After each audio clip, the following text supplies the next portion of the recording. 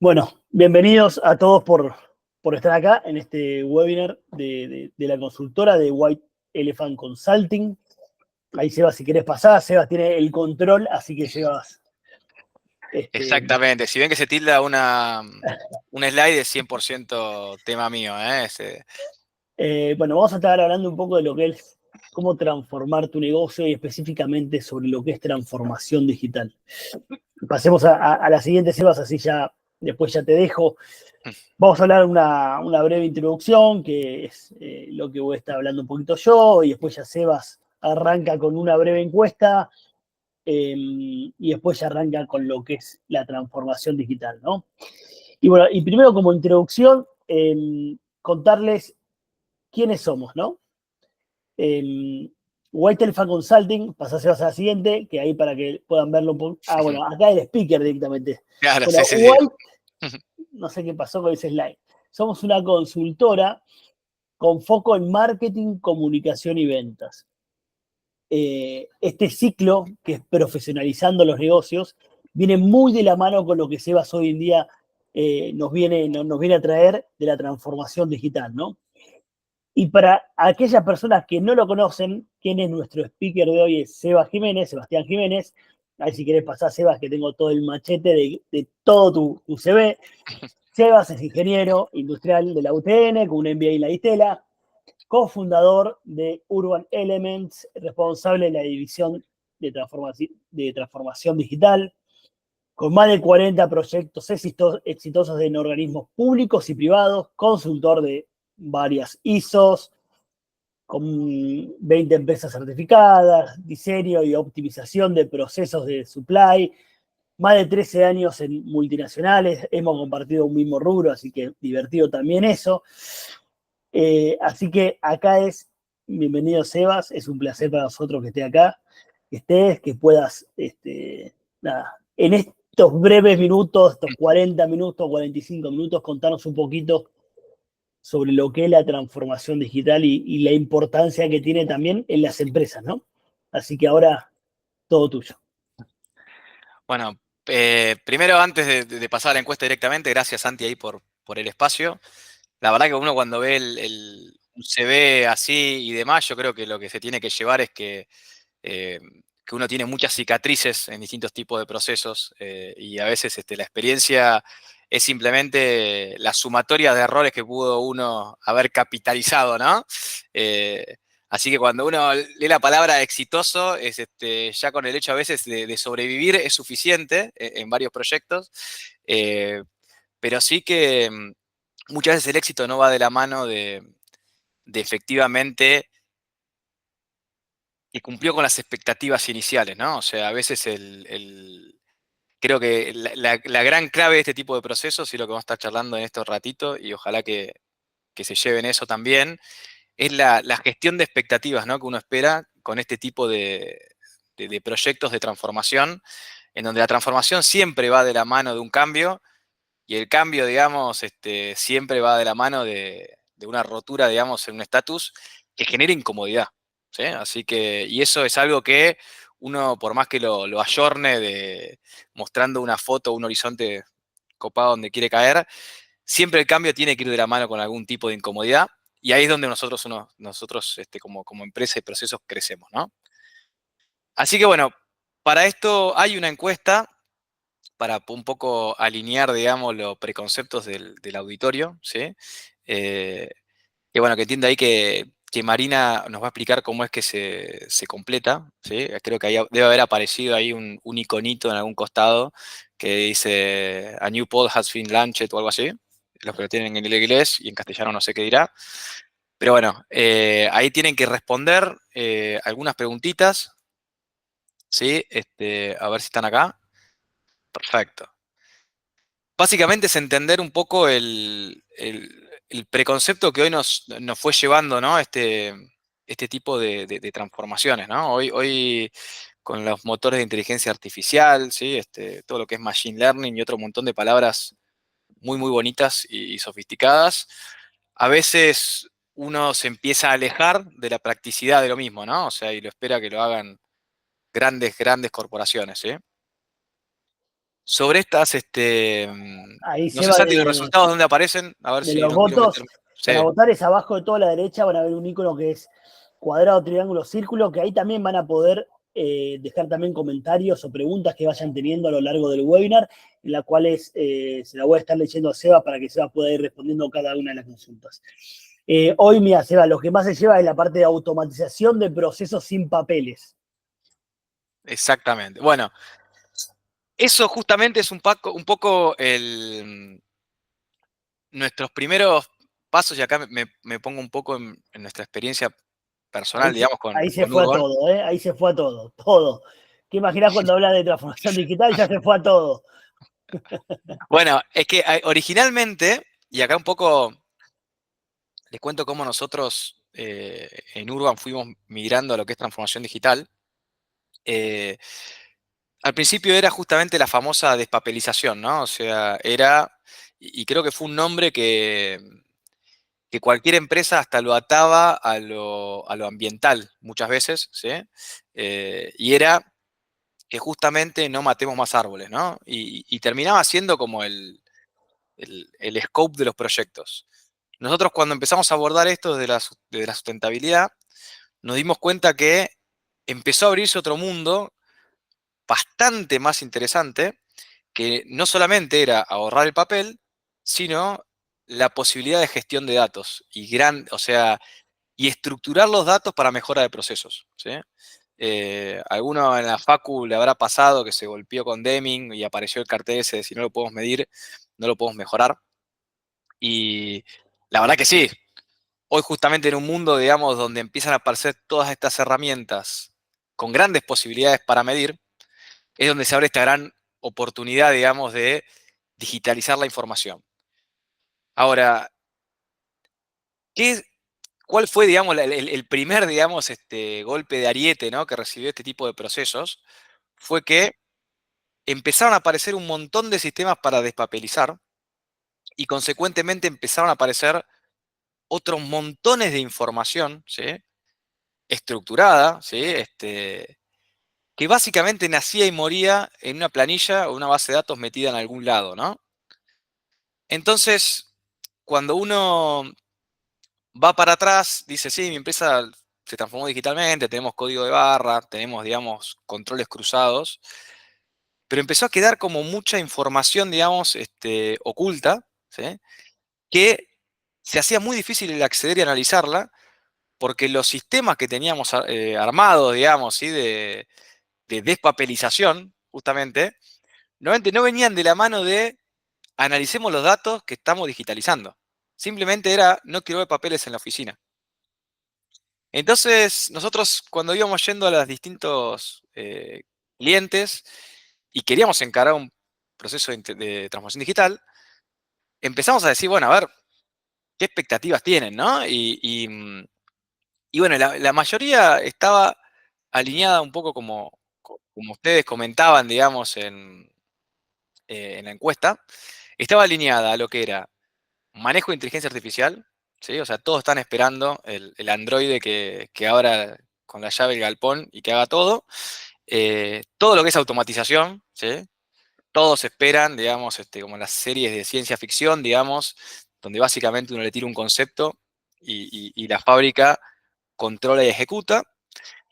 Y con el tema de la pandemia, ¿sí?, y toda esta parte de trabajo remoto, todos empezaron a asociar también la transformación digital, ¿sí?, a lo que es poder operar a distancia, ¿no? O sea, hoy puedo operar mi empresa a distancia. Ahora bien, ¿qué pasaba? Conceptualmente, digamos, eran conceptos muy lindos. Ahora, cuando llegamos al mundo en donde nosotros bueno, desde Urban nos toca vivir, que son empresas, digamos, medianas, digamos, tirando a grandes en algunas, y otras medianas tirando a pequeña, digamos, es como que no nos fuimos a las super mega multinacionales.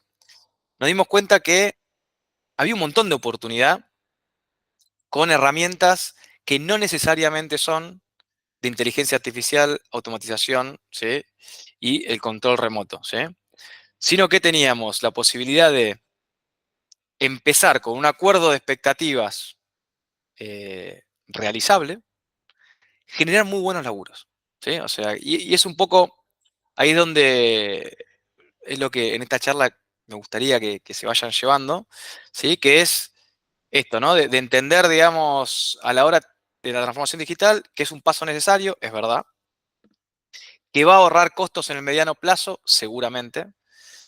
Ahora, al ser un cambio, tenemos que definir bien hacia dónde queremos aplicarlo, ¿sí? El famoso bueno, barato, bonito, ¿sí? O sea, decir, entender que de esas tres solamente dos voy a poder afectar, ¿sí? Entender a qué proceso lo voy a hacer y no entenderlo como un proceso aislado, ¿sí? Nos ha pasado de encontrarnos con algunas empresas que empiezan a optimizar un proceso que en realidad ya es obsoleto. Y es impresionante la cantidad de veces que pasa eso. Y bueno, vamos a charlar un poquito de esa parte también. Entender para qué generamos los datos, ¿sí? ¿Qué es una infraestructura? ¿Qué infraestructura tenemos disponibles? Si hace falta o no inversión. Y acá creo que lo más importante, que está bueno, es entender cuál es la palabra es el MVP, digamos, es una palabra muy canchera, que es el minimum value, o sea, es el valor mínimo del producto que tengo que tener para que sea útil, ¿sí? O sea, si tengo una mesa de 4 patas o tengo una mesa de 3 patas, ¿sí? O sea, en vez de una mesa de 3 patas, tengo una sillita, ¿sí? O sea, ese es un poco el concepto del MVP aplicado a este tipo de proyectos, es entender de qué forma yo, con un presupuesto acotado, con un alcance acotado, puedo encarar una mejora de procesos y utilizar herramientas de transformación digital. Es la primera vez que tengo una reunión así en donde yo soy un monólogo y básicamente Santi es el único que puede interrumpirme. Sepan disculparme si van a soñar con el tono de mi voz. Suelo tener un tono bastante monótono. Así que cualquier cosa, las quejas después a mi WhatsApp, no hay ningún problema, serán ignoradas oportunamente. Bueno, un poco una recomendación, digamos, que es lo que nosotros solemos hacer a la hora de tener una pyme, un negocio, digamos, al cual queremos afectar con una transformación digital, ¿sí? Es entender, y esto es bastante útil, ¿sí? Que todo proceso se puede dividir en tres grandes capas, ¿sí? En por lo menos tres grandes capas, ¿sí? Eh, Hay una capa que es la más alta, ¿sí?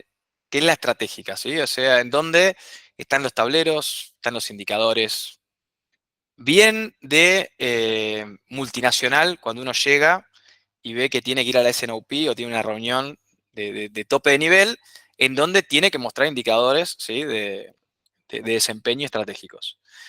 Ahora bien, normalmente esa etapa, ese layer, digamos, que es el más alto y es el que ven los directivos y demás, suele tener un paquetito intermedio que son cómo combino toda esa información de distintas áreas y distintos sectores para que justamente ese indicador tenga sentido. Ese bloque del medio normalmente se ve, digamos, traducido a que tenés un analista que está 18 horas para armar un reporte o una presentación, ¿sí? En donde copia y pega solapas de Excel por todos lados, termina vinculándolos y eso termina siendo el tablero, digamos, con el cual se toman decisiones estratégicas, ¿sí? A costa de las ojeras del pibe analista en el medio, pero que bueno, que es necesario, ¿sí? Eso es un punto, digamos, que te permite, ¿sí? Generar los tableros. Y después un tercer nivel, que es la generación de la información. Que acá normalmente las pymes tienen muy buen avance, porque es muy normal y común que a medida que van creciendo, lo primero que quieran hacer es comprar maquinarias que tengan reportes automáticos de unidades, ¿sí? Poner, digamos, software de manejo patrimonial, ¿sí? De activos, en donde tenés, no sé, WMS, radiofrecuencia, todo tipo de tecnología para utilizar, digamos, la trazabilidad de su inventario, por ejemplo, ¿sí? Entonces, lo que nos terminaba pasando cuando llegamos depende el tamaño de la empresa, te encontrabas con gente que tenía en el nivel más bajo de generación de información muchísima plata invertida. De hecho, fortunas en sistemas de código de barra, handgel automáticos y demás, que generaban un montón de información. Esa información quedaba, digamos, estanca. No había un modelo semántico en el medio que lo vinculara, ¿sí? Y teníamos una tabla dinámica con 3 gráficos de torta, que era con lo que se tomaban las decisiones, si es que lo había, en el nivel más alto, ¿sí? Ese tipo de síntomas los fuimos viendo, digamos, repetir en empresa tras empresa. Tamaño, no importa el tamaño que tenga, cuando hablamos de procesos, cuando queremos analizar los tres layers que tenemos dando vuelta, ¿sí? Suele haber, digamos, una incoherencia. ¿Por qué? Porque cuando te crece mucho el layer estratégico, ¿sí? Posiblemente el del medio, digamos, el sándwich semántico, que depende de las horas del analista que te cruza data, empieza a quedar atrás. Porque el director quiere más información, más indicadores, pero no está acompañado de un modelo semántico automático, ¿sí? Que le permita generar esa información. Entonces, tenés a la persona, 5 o 10 analistas que nunca dan abasto, ¿sí? Y que les cuesta integrarse al módulo más bajo, ¿sí? Que es el de operaciones y producción. Ahí es donde, cuando uno ve que efectivamente va a una reunión, ¿no? Y ve los gráficos y se da cuenta que los gráficos dicen que está todo bien, pero uno que es operativo sabe que tiene todo en llamas, ¿sí? Que no está entregando bien, que no está, digamos, teniendo un buen desempeño en costos, ¿sí? Efectivamente, la facturación va creciendo, pero atada, digamos, de un costo, ¿sí? Efectivamente, ahí es donde uno entiende que el paquete, digamos, de datos, el tablero, pierde sentido, ¿sí? O sea, y ahí es donde uno empieza a decir, che, realmente, ¿es necesario que yo esté viendo 10 for panel chart con información que no está atada, digamos, a lo que yo creo que está pasando? ¿Sí? Y es un primer síntoma que es muy común, ¿sí? En donde pasan los años, ¿sí? Yo tenía, por ejemplo, un tablero de facturación atado por unidades vendidas, ¿sí? Vendo más unidades, incorporo más tecnología, más negocios y demás, pero nunca me preocupo en atar ese bloque que tengo abajo de generación de datos con el bloque semántico y con mi bloque, digamos, de decisión, ¿sí? Entonces, ahí es donde empezaron a aparecer otro tipo de herramientas que están muy buenas, que son de justamente modelos semánticos. Habrán escuchado de Power BI, por ejemplo. Google tiene el suyo también. No me acuerdo el nombre, si era Workspace o algo así. O el estudio creo que es.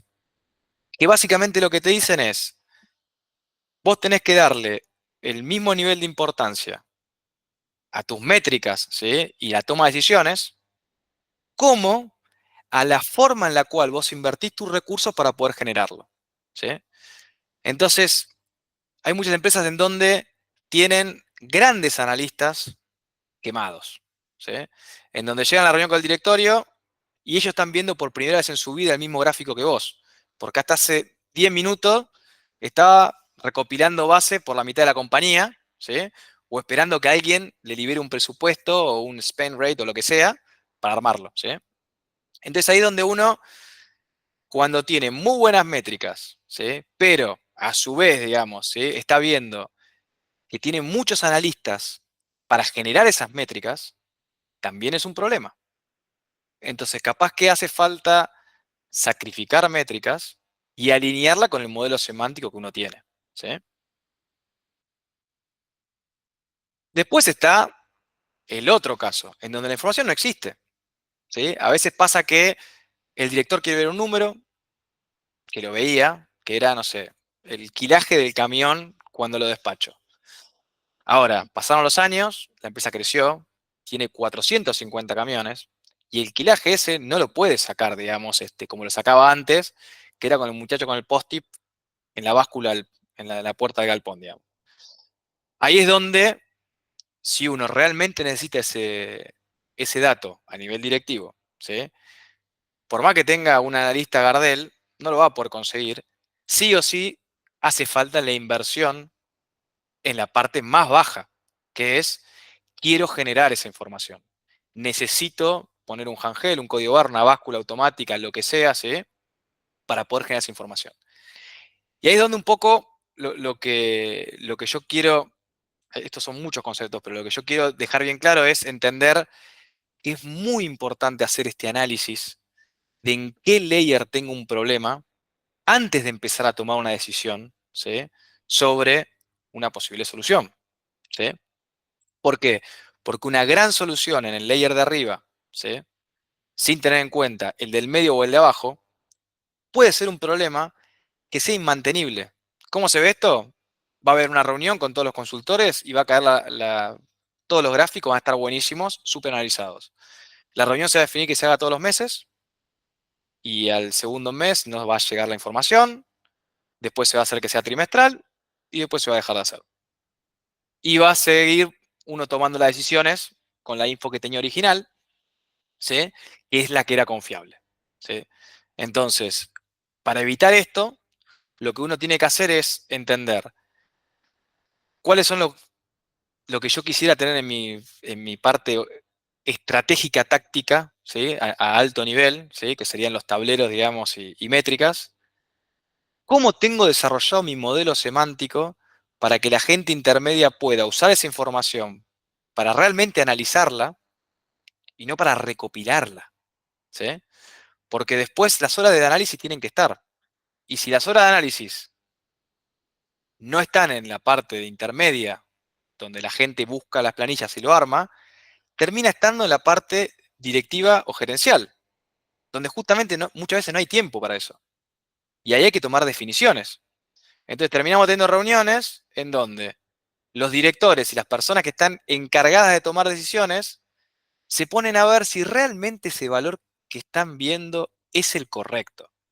Si realmente está bien que estemos tomando, no sé, 5 millones de litros, ¿no? Con consumo masivo, o si en realidad son 50 millones de litros. Y se hace una reunión de 1 hora, en donde lo único que se hace es se analiza si la información es coherente entre sí. Y nadie toma una decisión. Y eso es pérdida de plata por todos lados, ¿sí? Entonces, para evitar esto, es justamente entender que cada indicador que llegue a este nivel tiene que estar atado con una lógica, ¿sí?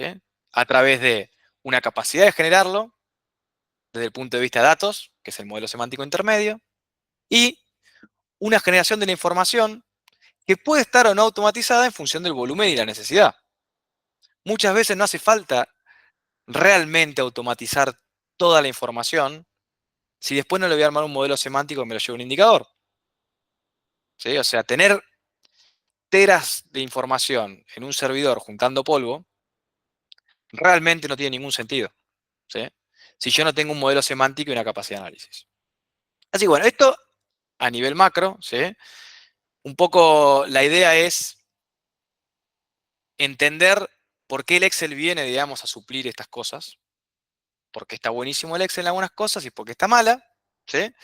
Y qué otras herramientas hay hoy dentro del entorno Office, por ejemplo, y también está dentro del de Google, y también está dentro de todos los paquetes de open source, digamos, si uno se da más maña, ¿sí? Para justamente mitigar estos problemas, ¿sí? Entonces, ¿qué es lo que suele pasar? Suele pasar que nos aparece una persona, un analista, alguien que conoce la operación, que hace un gran curso de Excel, por ejemplo.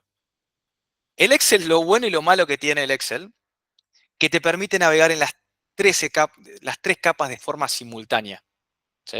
Vos podés generar datos en el Excel, en la tabla, ponerte en el costado, hacer una tabla dinámica, armar un análisis de ver si está todo con una tabla dinámica, está toda la info, y encima armar un gráfico, ¿sí?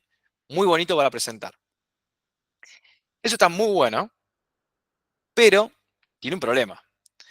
Que esto es como un remedio de amplio espectro, digamos, ¿no? O sea, si uno, con el Excel realmente vas a poder navegar los 3 layers, pero no nos olvidemos que el Excel lo que tiene es que te calcula por celda. ¿sí? O sea, entonces se empiezan a aparecer archivos Excel cada vez más grandes y más pesados. Y apareció el Excel Online. Y está buenísimo, porque todos pueden interactuar en el Excel Online. Lo malo de eso, que el Excel, tenés el pibe que sabe usarlo bien, con una tabla dinámica y demás, o gráficos, y el pibe que te lo usa como una batalla naval, ¿sí? En donde te crea una solapa en el costado, te lo pinta de colores y hace que un Excel de 30 megas se va a 80 megas. Y al día número 2, día número 3, ya el Excel Online no abre, se tilda. Te aparece un cartel de error que dice, por su seguridad borramos todo, suerte para la próxima. Y eso es donde uno empieza a darse cuenta que el Excel está muy bueno para reemplazar el post-it y el anotador, pero en algún punto uno tiene que pasar a herramientas un poco más poderosas, ¿sí? Cosas buenas y cosas malas, como les decía, el Excel, genial, navega entre capas, buenísimo como primer, digamos, puntapié. No se hereda, cuando se te va el analista, que la tenía re clara, y te entra el pibe que te dijo que era experto en Excel en el currículum, y está enterándose con vos de lo que es una macro, ahí tenés un problema. Y normalmente, cuando se lo da a pasar a otra persona, hasta que la otra persona no llega al nivel, terminás teniendo un problema, porque nadie quiere, digamos, llenar el Excel que hizo otro, ¿sí? Porque uno no está de acuerdo, porque buscar B lo trae por otro lado, o sea, todo eso. Cuando haces online, le decíamos esto, tenés un problema, porque salvo que todos sean del mismo nivel, te empiezan a romper el Excel, ¿sí? Tenés problemas de backup y lo mejor y más bonito, que hay mucho, mucho error humano en el Excel. Ya con el hecho de que el buscar B o el contar sí, si vos insertaste en el medio de la fila, es una cosa, y si vos la escribiste abajo es otra, es como que uno tiene muchas ganas, digamos, de meter el dedo sin darse cuenta, ¿sí? Uno puede agregar herramientas de control, puede agregar tablas dinámicas al costado que te cuente todo eso, es cada vez más pesado. Y empezás a caer en que la computadora, digamos, no se lo banca. Entonces, muchas veces nosotros, la respuesta, cuando caemos a las empresas, y parte de nuestro speech de venta, es venimos a matarte el Excel. Y en muchos casos están chochos de que vamos a matar el Excel.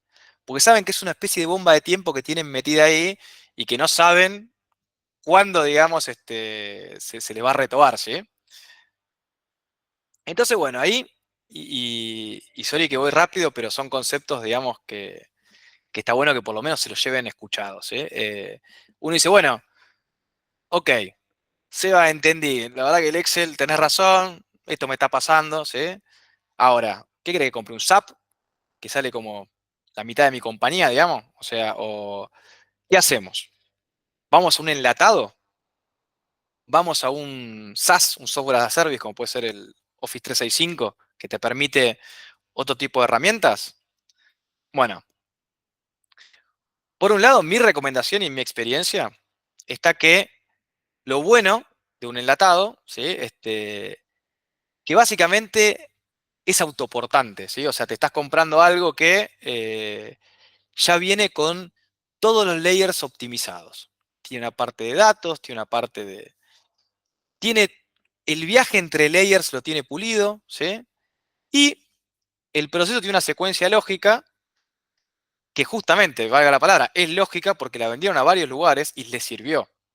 Por lo tanto, si uno no se adapta a esa lógica, o realmente descubrió una forma muy distinta a hacer las cosas, o está haciendo las cosas mal, ¿sí? Ahora, ¿esa afirmación es real? Y no tanto. ¿Por qué? Porque hoy por hoy en Argentina hay tantos, digamos, pymes que si hubieran hecho las cosas mal se hubieran fundido, ¿sí? Que si están trabajando y la hacen de manera muy distinta a lo que está en el empaquetado, no quiere decir que estén haciendo las cosas mal y que haya que corregir algo, ¿sí? Pero, por el bien de la economía del empaquetado, normalmente te suelen sesgar a decirte, hacelo como lo tengo yo acá, porque si me cambias alguna columna de lugar, yo no me hago cargo si no se te rompe todo pasado mañana.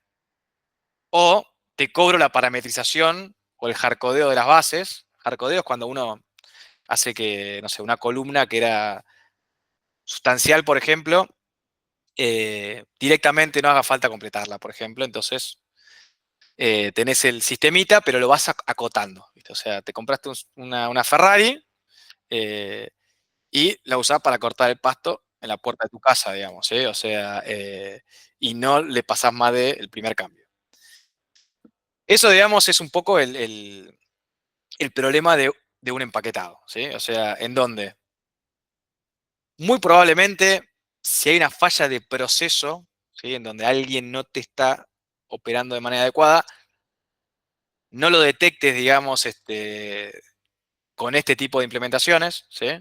Sino que la termines tapando como una alfombra y muy probablemente el problema siga, solamente que te vas a dar cuenta que lo están haciendo con un Excel en el medio, porque no le deja transferir, por ejemplo, con stock negativo, ¿no? Entonces, ¿qué hacemos? No pensar por qué es que estoy transfiriendo stock negativo, por qué estoy vendiendo cosas que todavía no fabriqué. Lo que hacemos es, fabricamos en un Excel en un costadito y en el momento que sale, lo cargo en el sistema y lo facturo. Esas son las cosas que uno empieza, digamos, a como a mentirse en el solitario, porque pagaste un software que te solucionaba los 3 layers y terminás metiendo ahí algunos baches en el medio como para taparlo, ¿no? Entonces, ahí está este nuevo sistemita que hoy nosotros la verdad lo usamos bastante. Hice una escalera, digamos, con Microsoft, pero no estoy casado con Microsoft, o sea, la misma escalera está en Google y también está seguramente, digamos, en todas las herramientas de open source, pero bueno, mi idea es que en esta charla por lo menos se lleven un concepto de su existencia, ¿sí?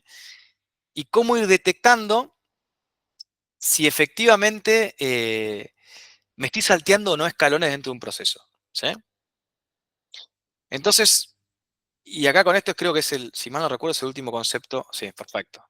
Es el último concepto, digamos, así grande que quiero transmitir, que es uno cuando arrancaba una empresa, un proceso ISO, lo primero que hacía era che, escribámoslo. O sea, escribamos lo que hacen, como si fuera un libro de cocina, ¿sí? O sea, por lo menos, de mínimo indispensable, escribirlo en un Word, ¿sí? Entonces uno dice, bueno, si yo no sé cómo labura esta gente, no sé cómo... Tengo un turno que lo hace de una forma que nunca vio el turno siguiente cómo se hacía. En ese caso, no arranquemos por un modelo BI o un empaquetado, digamos, de una. Capaz que está bueno tomarse un tiempo para escribir el proceso de cómo está haciendo. Definir, por lo menos saber qué responsabilidades macro cubre ese proceso. Y acá en este paso está muy bueno entender si es útil o no, ¿sí? Yo me acuerdo que hubo un caso de una auditoría ISO, en donde en la mitad de una auditoría había una persona que había escrito, esto me acuerdo, me lo contaba, si mal no recuerdo, mi tío que había sido auditor ISO, en donde llegaron a un registro en donde tenían un montón la persona de la puerta había anotado el horario y la intensidad del viento. En los últimos 10 años, todos los días anotaba el horario y la intensidad del viento, ¿no? Era un proceso que lo tenía a rajatabla. Y a alguien se le ocurrió preguntarle por qué lo hacía. Y no tenía ni idea. Entonces, preguntando y preguntando y preguntando, se dieron cuenta que hacía 4 años se había decidido pintar el frente de la empresa. Y que era una empresa que tenía una zona con mucho viento, y querían saber qué día convenía pintarlo. Por lo tanto, le dijeron que anote el viento para ver. No había nada, un registro más inútil que ese. O sea, pero la persona pensaba que era algo crítico. Esto es lo mismo, digamos, ¿no? O sea, uno cuando escribe el procedimiento y lo anota se da cuenta si es útil o no. En el caso de que sea útil, el paso siguiente es poder darle un registro, una estructura que evidencie el paso de ese proceso, ¿sí? Entonces, si bueno, si definimos que está bueno que la gente cuando llega diga buen día y se anuncie, que por lo menos lo anoten en un Excel, en una plantilla. Después que tenemos la plantilla, te das cuenta que la plantilla en sí, una plantilla Excel bien armada, te reemplaza el escrito de un Word. Porque vos tenés en las solapas el orden y lo vas estructurando. Una vez que se llega a ese momento en donde uno tiene un proceso donde está todo volcado en el Excel y se entiende perfectamente, empiezan a aparecer los problemas que les dije antes. Que el Excel crece, se hace inmantenible, ¿sí? Que empieza a tener, digamos, este problema de escalabilidad. Ahí es donde está bueno empezar a migrar a herramientas como Power BI. ¿Sí? Me agarré con Microsoft, ¿no? Como para tener una línea. Power BI lo que te permite son herramientas que te hacen disociar el Excel en las tres capas que hablábamos al principio. En donde vos podés tener una capa de ingreso de información, ¿sí? En donde, como ven en el paso siguiente, ya el Excel desaparece y, por ejemplo, el ingreso de la información lo haces a través de un aplicativo. Puede ser un Power App. El Google Form, por ejemplo, es un ejemplo muy concreto de un aplicativo para estructurar información de entrada. ¿Sí? O sea, vos lo ves, es muy bonito, es como una encuesta, todo muy canchero, pero en el fondo es una forma estructurada de cargar un Excel. ¿Sí? O sea, antes hacía con un Excel, se puede hacer ahora con un Google Form o como un Power App. ¿Sí? La información esa, en vez de ir a un Excel, termina yendo a una tabla. Las tablas lo que te permiten es que vos puedas vincular el modelo semántico entre tablas de casi te diría, según el tipo de dato, infinidad de columnas y de filas, ¿sí? Y que no sea lento para procesarlo. Y que lo puedas vincular todo en una herramienta como puede ser un SharePoint, donde te vincula el ingreso y el modelo semántico para los gráficos. Y después, en un tercer nivel, todo esto, poder adquirirlo con protocolos de seguridad, de backup, de integración, de acceso de datos, de quién ve qué cosa, cómo la ven, ¿sí? Que sería un modelo máximo en donde tenés todo automatizado, tenés un aplicativo que te genera la información, tenés un modelo en el medio que hace los controles, ¿sí? Y tenés tableros dinámicos en tiempo de análisis, se hace sobre el resultado, ya que todo el resto está automatizado. Entonces, muchos de estos proyectos, solamente con el tiempo de ahorro del analista para hacer el merge o la fusión de la información, terminas pagando todo el proyecto. ¿Sí? Y acá, en este caso, no me metí con ningún enlatado. Ordené todo mi... Esta escalera, digamos, de evolución de madurez de la información, después te sirve como puntapié inicial para poder ir a buscar un enlatado, si quisieras, porque querés reproducirlo en tus 50 fábricas que tenés a lo largo del mundo, ¿sí? Y necesitas a alguien que se haga cargo de todo eso. Entonces ahí sí uno lo paquetiza, pero lo paquetizás con mucha más información y mucha más consistencia, ¿sí? Y entendimiento de tu capacidad de escalabilidad de la operación, ¿sí? Sin perder el control. Así que bueno, eso fue un poco, no hay más contenido que esto a nivel teórico, así que no quiero que nadie, digamos, después me mande a matar. La idea era poder meter esto en pocos slides, ¿sí? Perdón si fue como muy, muy focalizado, ¿sí?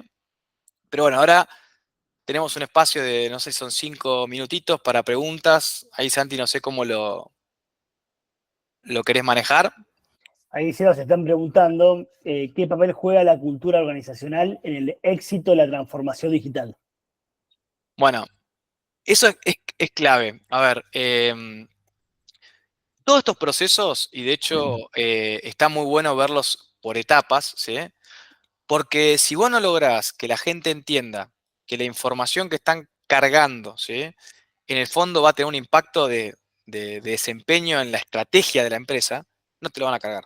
O sea, y nosotros culturalmente, en algún punto, uno tendía a que si ocultaba información, ¿sí? Y la maquillaba y la enjuagaba y mostraba un buen resultado, ¿sí? Era mejor que el pibe que era completamente objetivo con los datos y trabajaba. Entonces, yo creo que nosotros, y de hecho es gran parte de las cicatrices que tenemos en este tipo de implementación, fue justamente no darle el peso que hace falta al convencimiento y el cambio cultural de la gente. ¿Sí? En donde, si vos le vas a agregar, por ejemplo, un resultado, ¿sí? O sea, a un director de un gráfico, tenés que bajarle por lo menos 15 resultados positivos al analista, digamos. ¿Sí? O sea, este tipo de proyectos, y está bueno, el cambio cultural tiene que ir acompañado, ¿sí? De pequeños beneficios inmediatos a la gente que está involucrada, porque si no, no lo hacen consistente. ¿sí? Y de hecho eso nosotros lo aprendimos obviamente como todos de la forma fea, ¿no? O sea, cuando teníamos el aval de la alta dirección y los proyectos no salían y nos dábamos cuenta que capaz que antes de hacer un ROI de rentabilidad operativa para toda la empresa, convenía automatizar la lectura de PDFs, por ejemplo, de los saldos bancarios de la persona que tenía que cargar las facturas, ¿sí? Que era igual o más importante y era un milestone tan importante como el crear el ROI, digamos, o cualquier otro indicador al director. Claro. Sí, acá pregunta también María Laura, uso de data ingestada y SQL, ¿cómo juega en este proceso de transformación? Bueno, todo lo que es el sándwich del medio, ¿no? O sea, el modelo semántico, justamente depende de la muñeca que tenemos nosotros para generar queries, ¿sí? O relaciones de SQL mantenibles en el tiempo, ¿sí? Es como uno empieza a operar entre tablas, ¿sí? En lugar de entre archivos, ¿sí? Entonces, acá puede haber dos grandes problemas. Uno es cuando uno accede a la información y hace un SQL demasiado ambicioso, con muchas variables, ¿sí? O sea, lo peor que te puede pasar es que vos quieras llevarle al indicador la posibilidad de que vea la factura, el horario, si tenía, digamos, si había sol ese día, la temperatura atmosférica, toda esa información está muy mal que viaje desde el modelo semántico a la parte de tableros. ¿Por qué? Porque es un desagregado, ¿sí? Que normalmente te va a generar que sea lento el tablero, que se te tilde, exceso de información, ¿sí? Y la gente se va a perder. Entonces, uno tiene que lograr, en el bloque del sándwich del SQL, ¿sí? Primero armar las queries lo más de bajo consumo posible, ¿sí? ¿A qué voy con esto? Por ejemplo, a nosotros nos pasó que cuando alguien te cargaba una mayúscula en alguna tabla, te rompía todo el modelo. Entonces fuimos aprendiendo a que el modelo no tenga en cuenta, digamos, la palabra, ¿sí? Sino que la reemplace por otra cosa. Entonces, si alguien te cambia la letra, no te lo rompe, ¿sí? Entonces, tiene que ser, por un lado, robusto y por otro lado, tomarse el trabajo de entender para qué voy a hacer viajar esa información al nivel más superior. A veces está bueno que quede la información relacionada en un modelo intermedio, ¿sí? Y que vos puedas subir a la parte directiva un SQL mucho más limpio, más consolidado y que no frustre al director que tiene que hacer los filtros, ¿sí? No sé si confundí o respondí, pero bueno, eso es lo que yo pienso. Pero bueno. Espectacular. No sé si, a ver ahí, gracias, súper claro. Sí, la verdad que un placer, no sé si alguien más tiene ahí consultas, pero la verdad que es para tener una charla nada, una jornada de este tema, ¿no? Yo hay algo también que siempre me gusta remarcar que hay que verlo también estratégicamente como diferenciarte también de la competencia, ¿no? Porque Sí, la transformación digital abarca un montón, o sea, cruza el negocio. Y también cruza también lo que es quizás marketing y cómo uno empieza a través de la transformación digital a, a poder diferenciarte, ¿no? Y cómo atendes a tu cliente, a tus proveedores. mm, Bueno, entonces me parece que es importante también tenerlo como estratégicamente, ¿no? Como un punto para diferenciarte. sí. Sí, y algo ahí te sumo bien cortito, que es que todo esto que estoy contándole yo ahora es viejo ya. ¿A qué voy con esto? O sea, hoy eh, tener bases de datos estructuradas y demás es justamente, y procesos ordenados, es lo que te permite montar motores de inteligencia artificial, machine learning y todo lo demás que posiblemente tu competidor ya lo esté haciendo, ¿sí? Y si no, está muy bueno empezar a generar barreras de diferencia, porque cuanto antes uno llegue, antes se la pega en la nuca y antes aprende y antes mejora, digamos, ¿no? Exacto. Así que, bueno, muchas gracias, Sebas. La verdad que un placer, como siempre. Vamos a estar subiendo después este video en el canal nuestro de YouTube. Vamos a estar enviándoles ya por mail a quienes participaron hoy el link. Así que gracias, Eva, de vuelta. Gracias a todos los que estuvieron presentes hoy. Y nos vemos el mes que viene con otro webinar de Profesionalizando Negocios. Bueno, Nos vemos. espectacular. Bueno, Ahí, tengo ahí un Mariana Jiménez que está preguntando algo. a ver, Y un Juan Rico creo que era también. ahí en Juanma y Marian, abajo a la derecha tienen para hacer las preguntas. Es el triángulo, cuadrado y círculo. Hacen clic ahí y pueden ahí dejar las preguntas. No te dejan salir, Sebas. Está buenísimo, la verdad Es el espacio. abre muchos interrogantes de tipo de implementaciones. Que no son fáciles tampoco, ¿no? Vale remarcar que tampoco son Mm. fáciles. Ahí Marian pregunta, dice, todo espectacular.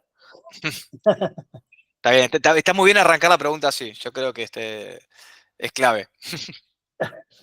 Bueno, Bueno, cualquier cosa igual, nada, Santi, vamos te a van a mandar llegar ahí buenas preguntas y en todo lo que pueda dar una mano.